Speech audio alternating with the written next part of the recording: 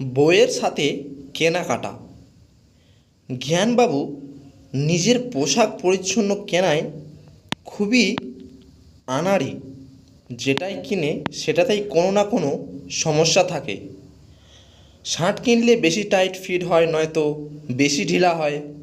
আবার প্যান্টের ক্ষেত্রে কোমরে ফিট হলে লম্বায় বেশি হয়, লং ঠিক থাকলে আবার কোমরে ঠিক মতো লাগে না। বিয়ের পর থেকেই উটকো সমস্যায় ফেস করেছে। যা কিছুই কিনুক, বউয়ের কোনো কালারেই পছন্দ হয় না। খ্যাত, গেও, বস্তি ইত্যাদি বলে বউ যেন অনেক কথা বলে শুনিয়েছে। এবার নিজের ছেলের সঙ্গে নিয়ে বউয়ের সঙ্গেই কেনাকাটা করতে এসেছেন জ্ঞানবাবু। আজকে বউ নিতে চয়েস করে স্বামী সন্তানের শার্ট প্যান্ট কিনে দেবে। প্রথমেই ছেলের জামা কেনার পালা। ছেলের জন্য একটা শার্ট পছন্দ করতেই বউ হুকুম জারি করলো, শার্টটা ছেলের গায়ে ট্রায়াল দিয়ে তবেই কিনবে। নিজের এবং ছেলের আপত্তি থাকলেও বউয়ের কথা মতো ট্রায়াল রুমহীন দোকানে লোকজনের সামনে ছেলের শার্ট খুলে ট্রায়াল দিলেন। ভবিষ্যতে আরও 2-1 বছর পরতে পারবে ভেবে এক সাইজ বড় ঢিলেঢালা একটা শার্ট কেনা হলো, যা জ্ঞানবাবু আর তার ছেলের মোটেও পছন্দ নয়।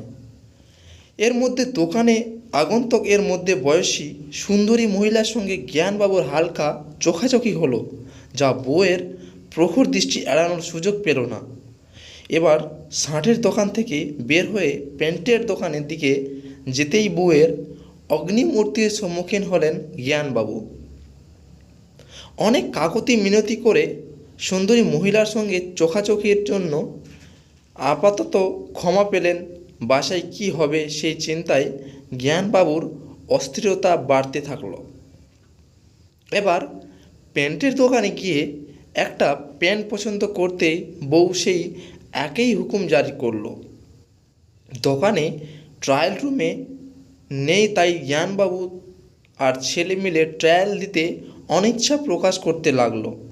কিন্তু বইয়ের চোখে গরমের সামনে জ্ঞানবাবু দমে গেলেন আর লোকজনের সামনে নিজের শরীর দিয়ে আড়ার করে ছেলের প্যান্ট খুলে ট্রায়াল দিতে লাগলেন।